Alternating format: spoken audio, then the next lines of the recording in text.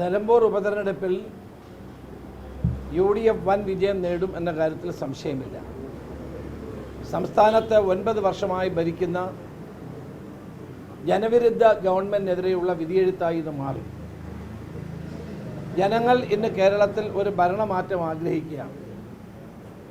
അതിൻ്റെ പ്രതിഫലനമായിരിക്കും നിലമ്പൂർ ഉപതെരഞ്ഞെടുപ്പിൽ കാണാൻ പോകുന്നത്.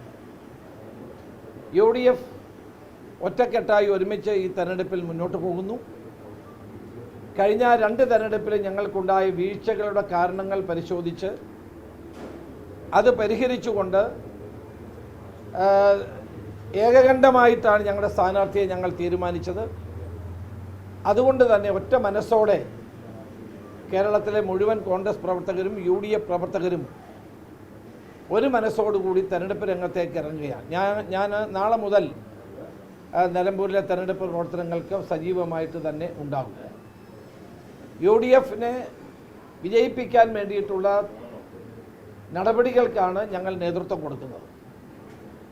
അൻവറുമായി ബന്ധപ്പെട്ട കാര്യങ്ങൾ ഞാൻ അൻവറോട് സംസാരിച്ചു, മറ്റ് നേതാക്കന്മാരോട് സംസാരിച്ചിട്ടുണ്ട്. അത് രമ്യമായി പരിഹരിക്കാൻ കഴിയുമെന്നാണ് എൻ്റെ വിശ്വാസം. ഇതിനകത്ത് മുന്നണിയിലേക്കൊരു ഘടകകക്ഷി എടുക്കുമ്പോൾ അതിൻ്റേതായ ചില ഫോർമാലിറ്റീസ് എല്ലാം ഉണ്ട്. അതൊക്കെ പ്രതിപക്ഷ നേതാവ് പറഞ്ഞ കാര്യമാണ്. ഡൽഹിയുടെ അനുവാദം തേടണം, മറ്റ് ഘടകകക്ഷിയോട് സംസാരിക്കണം, അങ്ങനെയുള്ള എല്ലാ കാര്യങ്ങളുമാണ്. അതുകൊണ്ടാണ് അല്പം ഡിലേ ഉണ്ടായിട്ടുള്ളത്.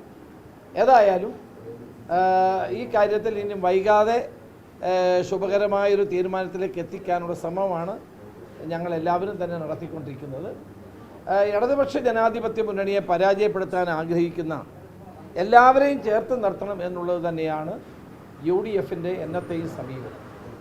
ആ സമീപനം അനുസരിച്ചായിരിക്കും നമ്മൾ മുന്നോട്ട് പോകുന്നത്. നമ്മുടെ മുമ്പിലുള്ള ലക്ഷ്യം എന്താണ്? ഇടതുപക്ഷ ജനാധിപത്യ മുന്നണി സർക്കാരിന് കേരളത്തിലെ ജനങ്ങളെ മോചിപ്പിക്കുക. അതുകൊണ്ട് ഈ തെരഞ്ഞെടുപ്പിൽ ആര്യാട ഷൗക്കത്ത് വൻപിച്ച ഭൂരിപക്ഷത്തോടെ വിജയിപ്പിക്കുക.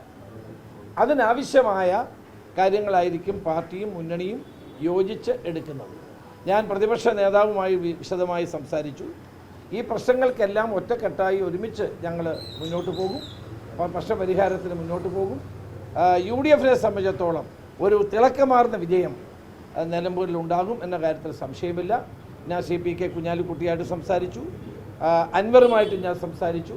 ഈ പ്രശ്നങ്ങൾക്ക് പരിഹാരം ഉണ്ടാക്കാൻ വേണ്ടിയിട്ടുള്ള എല്ലാ ശ്രമങ്ങളും ഞങ്ങൾ നടത്തുകയാണ്.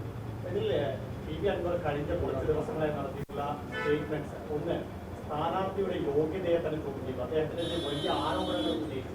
അതായത് അദ്ദേഹം CPM-മായി ചർച്ച നടത്തിയിട്ടുള്ള ആളാണ് എന്നൊക്കെയുള്ള വലിയ ആരോപണം. അപ്പോൾ UDF സഹകരിക്കുന്ന ഒരു വ്യക്തി ഇത്തരത്തിൽ UDFനെയും കോൺഗ്രസിനെയും പ്രതിരോധത്തിലാക്കുന്ന വലിയ പരസ്യ പ്രസ്താവനകൾ നടത്തുന്നു. അല്ല, അതെല്ലാം പരിഗണിച്ചുകൊണ്ട് അദ്ദേഹവുമായിട്ട് ഞങ്ങൾ സംസാരിക്കും.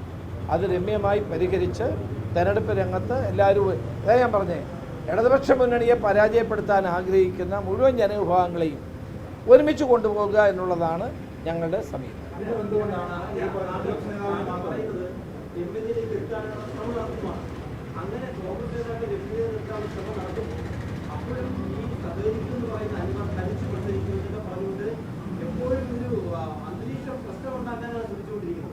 അല്ല, അതുകൊണ്ട് ഏതായാലും അത്തരം പ്രശ്നങ്ങളൊക്കെ പറഞ്ഞ് തീർത്ത് ഈ കേരള ജനതയെ രക്ഷിക്കാൻ വേണ്ടിയിട്ടുള്ള ഇടതുപക്ഷ ജനാധിപത്യ മുന്നണിയെ പരാജയപ്പെടുത്താനുള്ള ജനങ്ങളുടെ ആഗ്രഹത്തിനാണ് മുൻതൂക്കം. അതിനു വേണ്ടിയിട്ടുള്ള ശ്രമങ്ങളാണ് നടക്കുന്നത്.